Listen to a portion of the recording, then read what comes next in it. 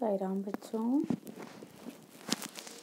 आशा करती हूँ सब अपने अपने घरों में स्वस्थ एवं सुरक्षित होंगे। तो बच्चों देखो, लगभग आपका सिलेबस कंप्लीट होने जा रहा है। आपका ये हिंदी वसंत का लास्ट चैप्टर है, चैप्टर नंबर 18, सांस सांस में बांस। क्या है?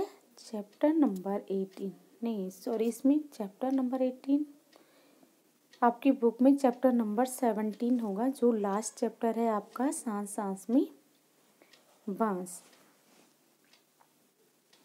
तो सांस सांस में बांस ये क्या है आपका देखते हैं, और ये लास्ट चैप्टर है। इसके बाद आपका थोड़ी बहुत व्याकरण का रह रखा है। व्याकरण में भी अब बहुत माइनर लेसन रह रखे हैं, छोटे छोटे, जैसे मुहावरे लोकोक्तियाँ शायद मैंने आपको करवा दी हैं, और अनुच्छेद भी करवा रखा है। अनुच्छेद जो मैंने दे रखे थे आपको वही करना। अनुच्छेद, निबंध, पत्र लेखन ये सब आपके हो चुके हैं। तो आपके पास शायद उसमें भी सिलेबस लगभग कंप्लीट हो चुका है। तो अब आपके पास आएगी रिवीजन वीडियो। इस चैप्टर को कंप्लीट करा के मैं आपको रिवीजन वीडियो दूंगी, और व्याकरण में देखूंगी कि क्या नहीं हो रखा है, उसके बाद देखती हूँ। लेकिन ये आपका लास्ट चैप्टर है। और बच्चों ये ध्यान रखना कि अब आपका जो फाइनल पेपर होगा वो स्कूल में होगा, और आपको 80 मार्क्स का आपका एग्ज़ाम होगा। तो उसमें आपकी पूरी बुक आएगी, इसलिए आप अपनी किताब को ध्यान से पढ़िए। जो आपका सिलेबस है उसको एक एक चैप्टर को अब आप पढ़ना स्टार्ट कीजिए, और पूरी वीडियो देखिए।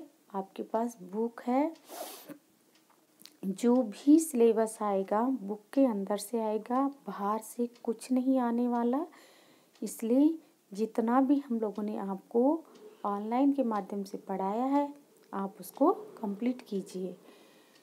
तो देखते हैं हम इस चैप्टर में क्या है। आज इसकी रीडिंग करेंगे और नेक्स्ट वीडियो में इसका अभ्यास कार्य करेंगे। तो देखो, पहले ऊपर क्या लिखा है बॉक्स में, बांस का या झुरमुट मुझे अमीर बना देता है। ये बांस का जो ये झुरमुट यानी पूरा पेड़ जो है, गट्ठा जो है बांस का, तो बहुत सारा झुंड सा होता है, तो वही बता रहा है झुरमुट मुझे अमीर बना देता है।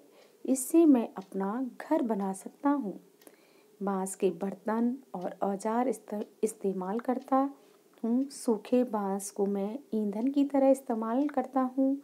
बांस का कोयला जलाता हूँ। बांस का अचार खाता हूँ। बांस के पालने में मेरा बचपन गुजरा।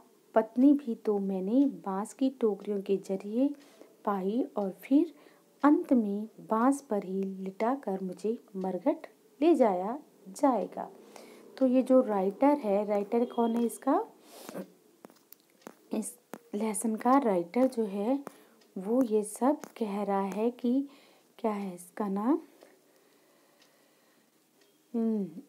Alex M George. ये और इन्होंने इनका हिंदी अनुवाद, इन्होंने इंग्लिश में ये लेसन लिखा था, लेकिन इसका हिंदी अनुवाद है किसने किया, शशि सबलोक ने। लेकिन ये लिखा किसने था, ये लेसन जो ये लिखा है एलेक्स एम जॉर्ज ने। ठीक है, तो वो ये बात कह रहे हैं, जो बॉक्स में दिया है ये अपने बारे में इस चीज़ को बता रहे हैं। तो अब देखते हैं क्या इन्होंने लिखा है इस बांस के बारे में। एक जादूगर थे, चंकी चलंगबा। एक जादूगर थे चंकी चंगलनबा। अपने जीवन में उन्होंने कई बड़े बड़े करतब दिखलाए। जब मरने को हुए तो लोगों से बोले, मुझे दफनाए जाने के छठे दिन मेरी कब्र खोदकर देखोगे तो कुछ नया सा पाओगे। कहा जाता है कि मौत के छठे दिन उनकी कब्र खोदी गई और उसमें से निकले बांस की टोकरियों के कई सारे डिजाइन। लोगों ने उन्हें देखा, पहले उनकी नकल की और फिर नए डिजाइन भी बनाए। बांस भारत के विभिन्न राज्यों में भारत के विभिन्न हिस्सों में बहुतायत में होता है। भारत के उत्तर पूर्वी क्षेत्र के 7 राज्यों में बांस बहुत उगता है, इसलिए वहाँ बांस की चीजें बनाने का चलन भी खूब है। सभी समुदाय के भरण पोषण में इसका बहुत हाथ है। यहाँ हमारे खास तौर पर देश के उत्तरी पूर्वी राज्य नागालैंड का जिक्र करोगे। अन्यों की तरह हर एक नागालैंड में रहने वाला, नागा किसे कहते हैं, नागालैंड में रहने वाला भी बांस की चीजें बनाने में उस्ताद होता है। कहा जाता है कि इंसान ने जब हाथ से कलात्मक चीजें बनानी शुरू की, बांस की चीजें तभी से बन रही हैं। जरूरत के अनुसार इसमें बदलाव हुए हैं और अब भी हो रहे हैं। कहते हैं कि बांस की बुनाई का रिश्ता उस दौर से है जब इंसान भोजन इकट्ठा करता था। शायद भोजन इकट्ठा करने के लिए ही उसने ऐसी डलियानुमा चीजें बनाई होंगी। क्या पता बयां जैसी किसी चिड़िया के घोंसले से टोकरी के आकार और बनावट की तरकीब हाथ लगी हो। बांस की बुनाई का सफर चाहे जैसे शुरू हुआ हो, चंगलनवा की कब्र का बयां का घोंसला, लेकिन जहाँ खूब बांस होते हैं वहाँ के लोग इनकी चीजें बनाने में माहिर भी खूब होते हैं।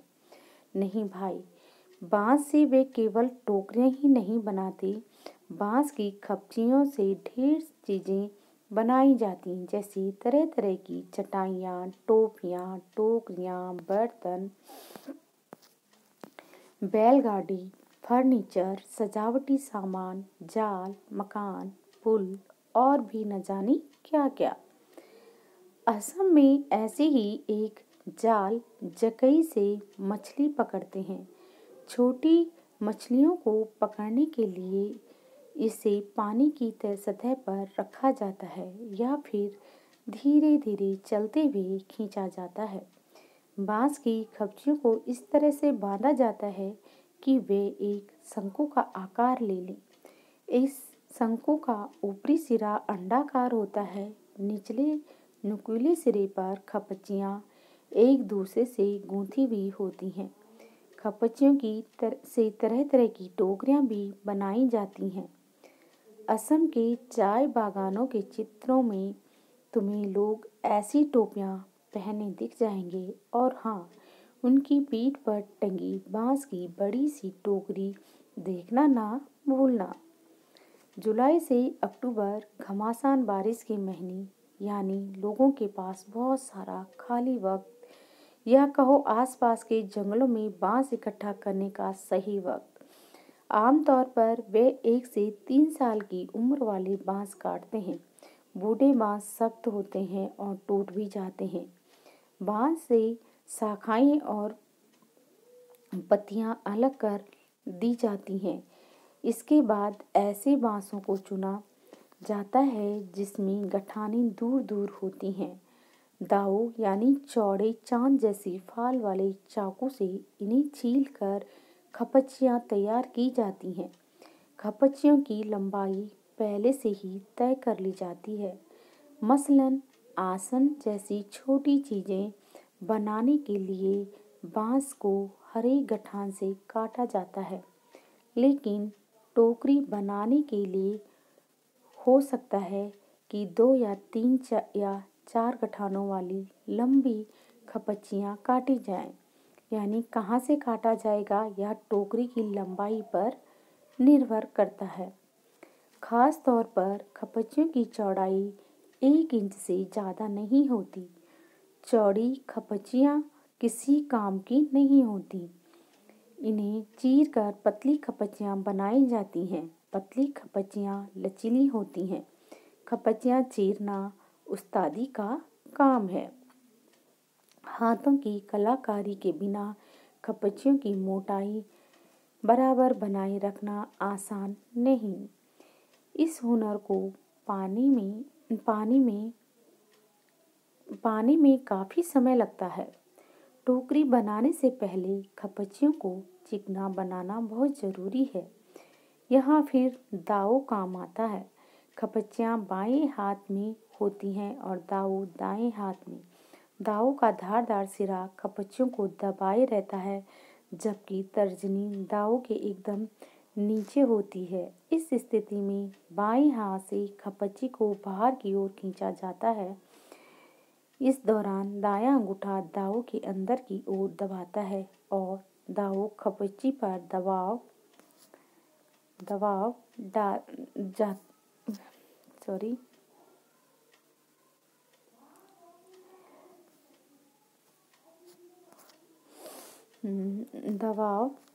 बनाते हुए घिसाई करता है।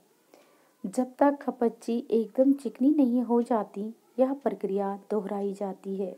इसके बाद होती है खपच्चियों की रंगाई। इसके लिए ज़्यादातर गुड़हल, इमली की पत्तियाँ आदि का उपयोग किया जाता है। काले रंग के लिए उन्हें आम की छाल में लपेटकर कुछ दिनों के लिए मिट्टी में दबाकर रखा जाता है। बांस की बुनाई वैसे ही होती है जैसे कोई और बुनाई। पहले खपच्चियों को चित्र में दिखाए तरीके से आड़ा तिरछा रखा जाता है, फिर बाने से बारी बारी से ताने के ऊपर नीचे किया जाता है। इससे चेक का डिजाइन बनता है, पलंग की निवाड़ की बुनाई की तरह। टूल बनाना